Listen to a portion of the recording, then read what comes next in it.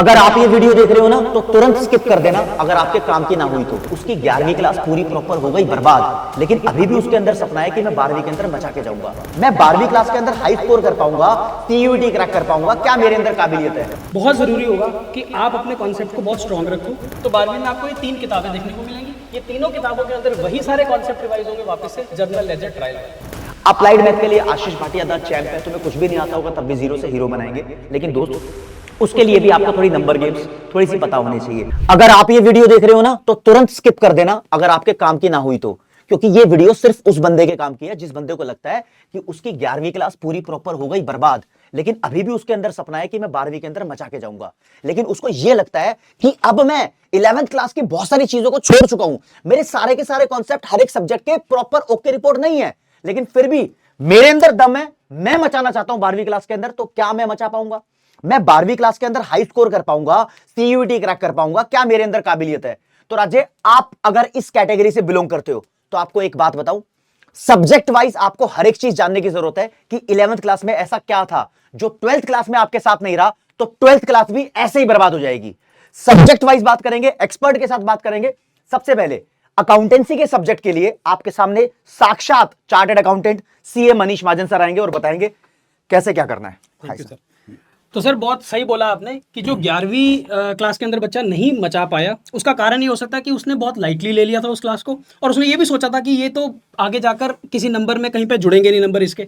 तो अब उसको मैं बता दूं कि क्लास 12th के अंदर बहुत ज़रूरी होगा कि आप अपने कॉन्सेप्ट को बहुत स्ट्रॉन्ग रखो, ताकि आप अच्छे नंबर ले सको बोर्ड में, और आगे जाकर जब आपको सीयूटी भी करनी है या आपको आगे जाकर कोई प्रोफेशनल कोर्स करना है, तो आपको ये मलाल ना रह जाए कि यार मेरी तो अकाउंटिंग ही वीक रह गई। Yes sir.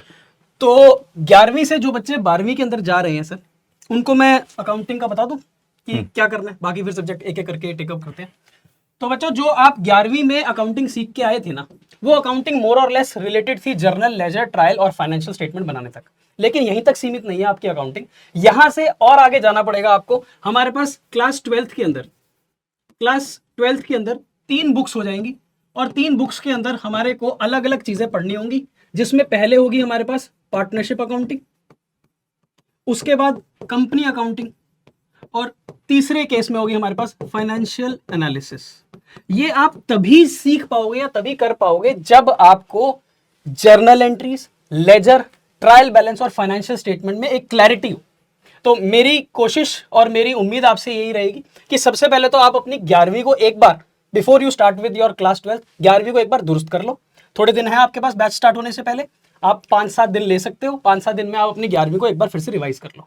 उसके बाद जब आप 12वीं में जाओगे तो 12वीं में आपको ये 3 किताबें देखने को मिलेंगी। ये तीनों किताबों के अंदर वही सारे कॉन्सेप्ट रिवाइज होंगे वापस से, जर्नल, लेजर, ट्रायल वाले। तो ये सारी चीज़ें इसके अंदर रहने वाली है, और बस इस तरह से हम ये 3 किताबें करेंगे। कोशिश ये रहेगी कि हमारा जो सिलेबस है वो 30 नवंबर से पहले पहले हम खत्म कर दें, ताकि बच्चों के पास 2 बार रिवाइज करने का टाइम हो। मैं पता क्यों 2 बार बोलता हूँ रिवाइज करने को, कि एक बार तो बच्चे ने हमारे साथ पढ़ा, ठीक है, सारा सिलेबस उसने हमारे साथ किया, एक बार वही सारा काम अगर वो फिर से कर ले अपने एंड पर, जिसको लगभग 2 या 1.5 या 2 महीने लगते हैं, तो उसको एक कॉन्फिडेंस मिल जाएगा कि यार सर ने 700-800 सवाल कराए थे क्लास के अंदर, मैं क्योंकि 700-800 सवाल कराया था सर, वही 700-800 सवाल अगर एक बार वो फिर से कर ले तो एक कॉन्फिडेंस मिलता है कि यार मेरे को सारा कुछ आता है इसके अंदर। फिर महीना आता है हमारा सर जनवरी फरवरी का, और फिर बोर्ड हमारा आ जाता है। तो ये जो 1.5 महीने का प्रोसेस है, जिसमें बच्चा प्री बोर्ड भी दे रहा होगा, बच्चे की असेसमेंट भी चल रही होगी, जो प्रोजेक्ट फाइल होती है, बच्चे का वाइवा भी चल रहा होगा, उस दौरान अगर वो हमारे साथ फिर से रिविजन करेगा, जो हम लाइव कराएंगे, और मैराथन्स में पार्टिसिपेट करेगा, तो सर वो आग लगाने के लिए बिल्कुल तैयार है 12वीं के बोर्ड में। क्या कहते हो? बहुत बढ़िया सर। अगर तुम अब 12वीं क्लास में मचाना चाहते हो तो तुम्हें पता होना चाहिए कि भाई साहब ये जो सर ने बताया है अकाउंट्स के अंदर आपको ये फुलफिल और बढ़िया तरीके से निपटा के रखना है। अब तुम जानना चाहते हो कि तुम्हारे दूसरे बचे हुए सब्जेक्ट है उसके अंदर बात बन पाएगी नहीं बन पाएगी। फर्स्ट ऑफ ऑल मैं बिजनेस स्टडीज पे आता हूं। जो तुमने बिजनेस स्टडीज 11वीं क्लास में प्रॉपर थ्योरी पढ़ ली, उसे बोलते हैं भाई साहब ये बिजनेस की नॉलेज थी। लेकिन 12th क्लास के अंदर आप बिजनेस नहीं पढ़ते, आप पढ़ते हो मैनेजमेंट और फाइनेंशियल मार्केट, दोनों ही बिल्कुल अलग है। 11th क्लास की अगर आपको नॉलेज नहीं है तो 12th क्लास में बिजनेस स्टडीज के लिए आप फ्रेश स्टार्ट ले सकते हो। आपने कसम खाई आप मचाना चाहते हो तो शुरू से मेहनत करो, आप मचाओगे भी। अब बात करते हैं इकोनॉमिक्स की।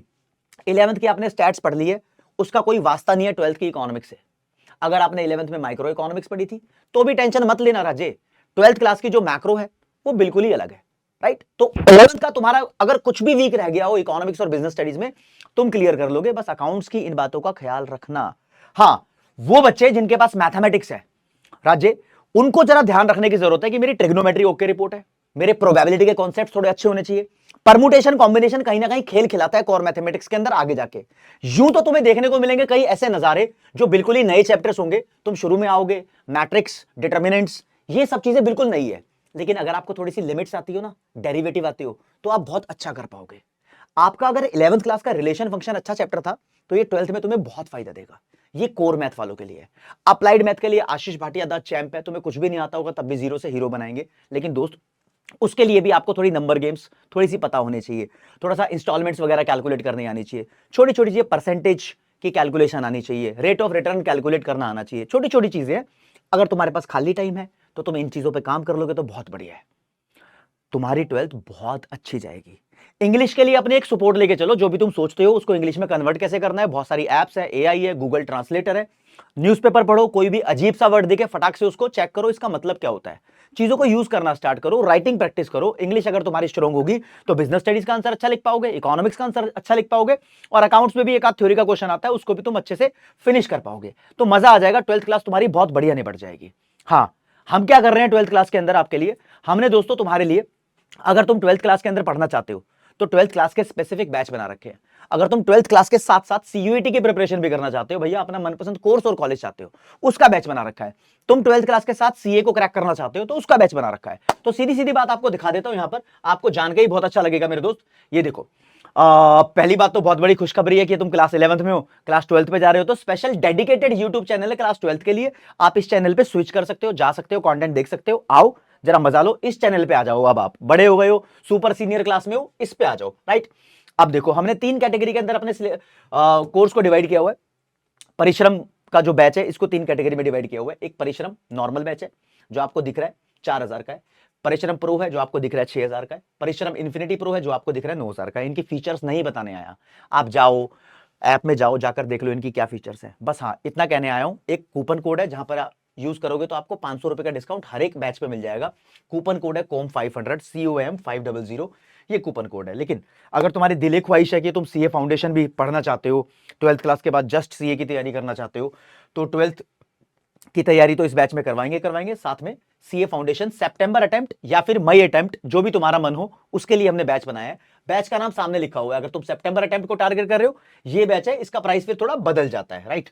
फिर अगर तुम मई अटेम्प्ट को टारगेट करोगे 2027 में, तो ये बैच आपके लिए, इसका प्राइस थोड़ा सा बदल जाता है। If you guys want to target your specific course और कॉलेज, तो उसके लिए हमारा सीयूईटी ओरिएंटेड बैच भी है क्लास 12th के साथ। हाँ, तो आपके साथ भाई सारे के सारे तालमेल मिला लिए हैं, कोई भी ऐसी चीज नहीं रह गई है जो तुम्हारे को एग्जाम रेडी, 12th रेडी ना बनाती हो। अगर तुम्हें लगता है कि हाँ भाई, क्या कुछ और हमें देने की जरूरत है, क्या कुछ और रिक्वायरमेंट है, तो कमेंट सेक्शन में बताओ। तुम्हें क्या मजबूरी लग रही है, क्या परेशानी लग रही है, उसका भी हल निकालेंगे। Come on.